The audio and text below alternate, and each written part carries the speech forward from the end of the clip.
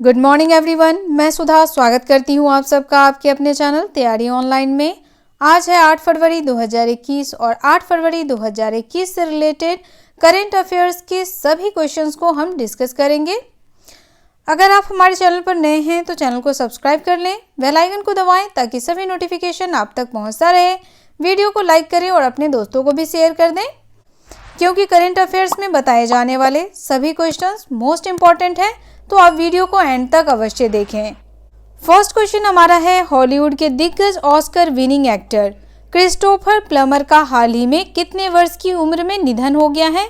तो देखिए, Christopher Plummer का निधन जो है वह हो गया है 91 वर्ष की उम्र में। ऑप्शन नंबर डी इसका करेक्ट आंसर है। ये हैं क्रिस्टोफर प्लमर, जिनका निधन 91 वर्ष की उम्र में हो गया है। चलिए इनसे रिलेटेड इंपॉर्टेंट पॉइंट्स देखें।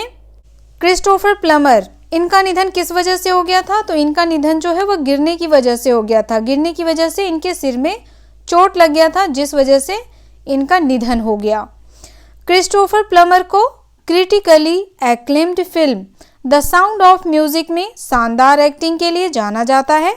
उन्हें एक ऑस्कर, 2 टोनी और 2 एमी अवार्ड्स भी मिल चुके हैं। चलिए क्रिस्टोफर से रिलेटेड और भी जानकारी आपको दे दिया जाए तो इनका जन्म हुआ था 13 दिसंबर 1929 में। कब हुआ था? 13 दिसंबर 1929 में। कहाँ हुआ था? तो टोरंटो, कनाडा के टोरंटो शहर में इनका जन्म हुआ था। नेक्स्ट क्वेश्चन है, ब्लूमबर्ग के द्वारा जारी इनोवेशन इंडेक्स 2021 में भारत कौन से स्थान पर रहा है? तो देखिए, भारत रहा है 50वें स्थान पे। ऑप्शन नंबर सी इसका करेक्ट आंसर है।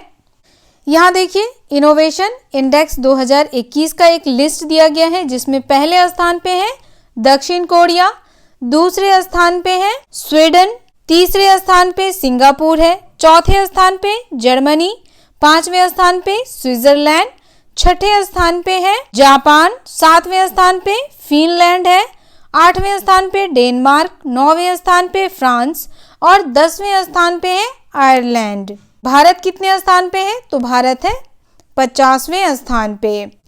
क्वेश्चन से रिलेटेड इंपॉर्टेंट पॉइंट्स देखिए। ब्लूमबर्ग के द्वारा जारी विश्व में इनोवेशन यानी खोजों के मामले में इनोवेशन इंडेक्स 2021 में भारत 50वें स्थान पे रहा है। वहीं दक्षिण कोरिया पहले स्थान पे है और जर्मनी जो है वह चौथे स्थान पे है। जर्मनी पहले स्थान पे होता था, लेकिन पहले स्थान पे कौन आ गया है? दक्षिण कोरिया। 9 साल से प्रकाशित इस इंडेक्स में 7 बार एशियाई देशों ने टॉप किया है। कितनी बार एशियाई देशों ने टॉप किया है? तो 7 बार एशियाई देशों ने टॉप किया है। नेक्स्ट क्वेश्चन हमारा है, हाल ही में वैज्ञानिकों ने कितने इंच का विश्व का सबसे छोटा गिरगिट खोजा है? तो देखिए, विश्व का सबसे छोटा गिरगिट है 1 इंच का। ऑप्शन नंबर ए इसका करेक्ट आंसर है। चलिए क्वेश्चन से रिलेटेड इंपॉर्टेंट पॉइंट्स देखें। तो यहाँ देखिए, वैज्ञानिकों ने 1 इंच का विश्व का सबसे छोटा गिरगिट खोजा है। यह विश्व का सबसे छोटा रेप्टाइल यानी रेंगने वाला जीव बन गया है। इसे नैनो गिरगिट नाम दिया गया है। इसे क्या नाम दिया गया है? नैनो गिरगिट। विश्व भर में अब तक 11,500 रेप्टाइल मिल चुके हैं। इस नैनो गिरगिट को जर्मनी और मेडागास्कर की टीम ने उत्तरी मेडागास्कर के जंगलों में खोजा है। ये देखिए, यहाँ पे इमेज दिया है हमने। ये है नैनो गिरगिट, 1 इंच का गिरगिट है ये। नेक्स्ट क्वेश्चन है, इनमें से किस यूनिवर्सिटी में इतिहास विभाग में चेयरमैन रहे प्रसिद्ध इतिहासकार प्रोफेसर DN झा का हाल ही में निधन हो गया? तो देखिए, इतिहास विभाग में चेयरमैन रहे हैं प्रोफेसर DN झा। यह दिल्ली यूनिवर्सिटी के थे और इनका निधन हाल ही में हो गया है। ऑप्शन नंबर डी इसका करेक्ट आंसर है। दिल्ली यूनिवर्सिटी में इतिहास विभाग में चेयरमैन रहे प्रसिद्ध इतिहासकार प्रोफेसर DN झा का हाल ही में निधन हो गया। उन्हें प्राचीन इतिहास और मध्यकालीन भारत का विशेषज्ञता हासिल थी। उन्होंने BA ऑनर्स की पढ़ाई कलकत्ता विश्वविद्यालय से की थी। इसके बाद उन्होंने पटना यूनिवर्सिटी से इतिहास में MA किया था। प्रोफेसर DN झा का पूरा नाम है द्विजेंद्र नारायण झा। नेक्स्ट क्वेश्चन हमारा है, निम्न में से किस राज्य सरकार ने नासमेट गांव में भारतीय कौशल संस्थान की स्थापना करने की घोषणा की है? तो देखिए यह घोषणा जो है वह किया गया है गुजरात सरकार के द्वारा। किसके द्वारा किया गया है? गुजरात सरकार के द्वारा किया गया है। ऑप्शन नंबर ए इसका करेक्ट आंसर है। चलिए क्वेश्चन से रिलेटेड इंपॉर्टेंट पॉइंट्स देखें तो यहाँ देखिए, गुजरात सरकार ने हाल ही में गांधीनगर में नासमेट गांव में भारतीय कौशल संस्थान की स्थापना करने की घोषणा की है। राज्य श्रम एवं रोजगार विभाग टाटा समूह के सहयोग से गैर लाभ आधारित सार्वजनिक निजी भागीदारी पीपीपी प्रारूप में इस भारतीय कौशल संस्थान की स्थापना करेंगे। चलिए गुजरात के बारे में जान ले तो गुजरात की राजधानी है गांधीनगर। गुजरात के मुख्यमंत्री हैं विजय रूपानी। गुजरात के राज्यपाल हैं आचार्य देवव्रत। गुजरात के राज्यपाल कौन है? आचार्य देवव्रत जो है वह गुजरात के राज्यपाल हैं। नेक्स्ट क्वेश्चन हमारा है, हाल ही में किसने इलाहाबाद और कलकत्ता उच्च न्यायालय के लिए न्यायाधीशों की नियुक्ति में प्रस्तावों को मंजूरी दे दी है? तो देखिए प्रस्तावों को मंजूरी दी गई है मुंबई उच्च न्यायालय के द्वारा। किसके द्वारा दी गई है? मुंबई उच्च न्यायालय के द्वारा दी गई है। चलिए क्वेश्चन से रिलेटेड इंपॉर्टेंट पॉइंट्स देखें तो यहाँ देखिए, उच्चतम न्यायालय कॉलेजियम ने हाल ही में इलाहाबाद उच्च न्यायालय और कलकत्ता उच्च न्यायालय के लिए 11 और 8 न्यायाधीशों की नियुक्ति के प्रस्तावों को मंजूरी दे दी है। इसमें कॉलेजियम ने कर्नाटक उच्च न्यायालय के लिए 2 न्यायिक अधिकारियों और 1 अधिवक्ता की नियुक्ति भी शामिल की है। नेक्स्ट क्वेश्चन हमारा है, हाल ही में किस परिषद ने राष्ट्रपति विन मिंट, राज्य काउंसलर आंग सान सू की और अन्य नेताओं की रिहाई की मांग की है? तो देखिए यह किया गया है संयुक्त राष्ट्र सुरक्षा परिषद के द्वारा। ऑप्शन नंबर डी इसका करेक्ट आंसर है। अब यहाँ देखिए, राष्ट्रपति विन मिंट कहाँ के राष्ट्रपति हैं? म्यांमार के हैं। राज्य काउंसलर आंग सान सू की भी म्यांमार की राज्य काउंसलर है। सैन्य तख्तापलट की वजह से इन्हें हिरासत में ले लिया गया था। चलिए क्वेश्चन से रिलेटेड इंपॉर्टेंट पॉइंट्स देखें तो यहाँ देखिए, संयुक्त राष्ट्र सुरक्षा परिषद ने हाल ही में म्यांमार में हुए सैन्य तख्तापलट पर सेना द्वारा हिरासत में लिए गए राष्ट्रपति विन मिंट, राज्य काउंसलर आंग सान सू की और अन्य नेताओं की रिहाई की मांग की है। यह सुरक्षा परिषद एक 15 सदस्यीय परिषद है जो इस शासी निकाय का सबसे शक्तिशाली संगठन है। चलिए अब हम संयुक्त राष्ट्र सुरक्षा परिषद के बारे में जान लें तो संयुक्त राष्ट्र सुरक्षा परिषद की स्थापना की गई थी 1945 में। इसके कुल सदस्यों की संख्या 15 है, जिसमें अस्थायी सदस्य हैं 5 और बाकी 10 सदस्य जो हैं वह अस्थायी हैं। 5 अस्थायी सदस्यों में चाइना, फ्रांस, रसिया, यूनाइटेड किंगडम और यूनाइटेड स्टेट है। बाकी 10 जो हैं वह अस्थायी सदस्य हैं। नेक्स्ट क्वेश्चन है, केंद्र सरकार ने ब्रह्मोस, तेजस, एक्स्ट्रा मिसाइल सहित कितने रक्षा उपकरणों के निर्यात को मंजूरी दे दी है? तो देखिए उन्होंने मंजूरी दी है 156 रक्षा उपकरणों की। ऑप्शन नंबर सी इसका करेक्ट आंसर है। चलिए अब हम ब्रह्मोस के बारे में जान लेते हैं तो ब्रह्मोस जो है वह कम दूरी की रेजिमेंट सुपरसोनिक क्रूज मिसाइल है। इसे पनडुब्बी से, पानी के जहाज से, विमान से या जमीन से भी छोड़ा जा सकता है। तीनों सेनाओं के द्वारा प्रयोग किया जा सकता है। ब्रह्मोस का निर्माण भारत और रूस दोनों के द्वारा मिलकर के किया गया था।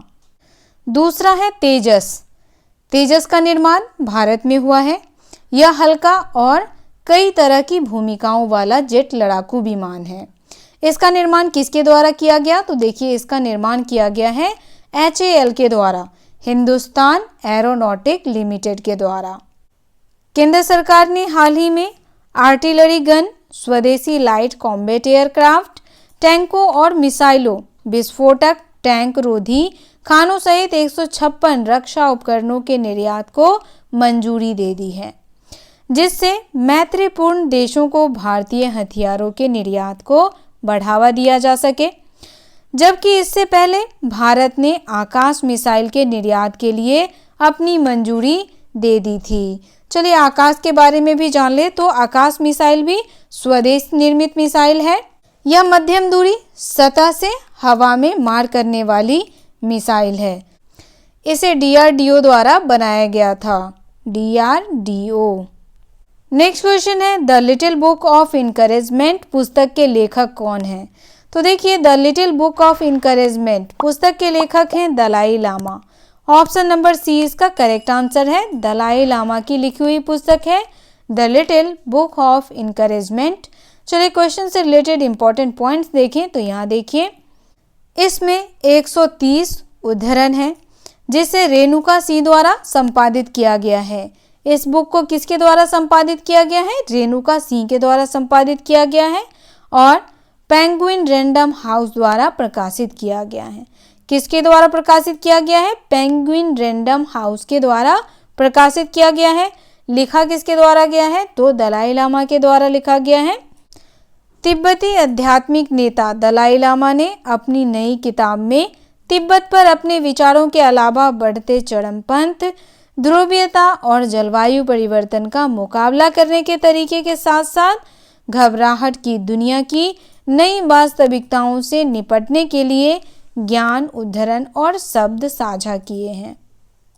दलाई लामा कौन है? तो दलाई लामा जो है वह तिब्बत के राष्ट्राध्यक्ष और आध्यात्मिक गुरु हैं। नेक्स्ट क्वेश्चन है, नेग्वेन फू त्रांग को किस देश के राष्ट्रपति के रूप में चुना गया? तो देखिए, इन्हें चुना गया है वियतनाम के राष्ट्रपति के रूप में। ऑप्शन नंबर ए इसका करेक्ट आंसर है। चलिए अब हम नेग्युन फू त्रांग के बारे में जान ले। तो नेग्युन फू त्रांग जो है वो कम्युनिस्ट पार्टी ऑफ वियतनाम से हैं। इनका जन्म 14 अप्रैल 1944 में वियतनाम में हुआ। इनकी पत्नी का नाम है नगो थी मैन, यह इनकी पत्नी है। यह जनवरी 2011 में वियतनाम के कम्युनिस्ट पार्टी के महासचिव थे। चलिए अब हम वियतनाम के बारे में जान लेते हैं। तो वियतनाम की राजधानी है हनोई। वियतनाम की राजधानी हनोई है। चलिए अब हम वियतनाम के पड़ोसी देशों के बारे में जान लेते हैं। तो वियतनाम के पड़ोसी देशों में चाइना, हनोई, लाओस, थाईलैंड और कंबोडिया है। नेग्वेन फी त्रोंग या नेग्वेन फी छोंग, इनका जन्म 14 अप्रैल 1944 को वियतनाम में हुआ। यह वियतनाम के राजनीतिक तथा वियतनाम के मौजूदा राष्ट्रपति हैं। वह जनवरी 2011 से वियतनाम की कम्युनिस्ट पार्टी के महासचिव भी हैं। तो करंट अफेयर का ये सेशन यहीं समाप्त होता है। मिलते हैं नेक्स्ट वीडियो में। वीडियो आपको कैसा लगा आप हमें कमेंट करके अवश्य सूचित करें। अगर आप चैनल पर नए हैं तो चैनल को सब्सक्राइब कर लें, बेल आइकन को दबाएं ताकि सभी नोटिफिकेशन आप तक पहुंचता रहे। वीडियो को लाइक करें और अपने दोस्तों के साथ शेयर अवश्य करें। मिलते हैं नए दिन नए प्रश्नों के साथ। आप सभी का धन्यवाद। Have a nice day.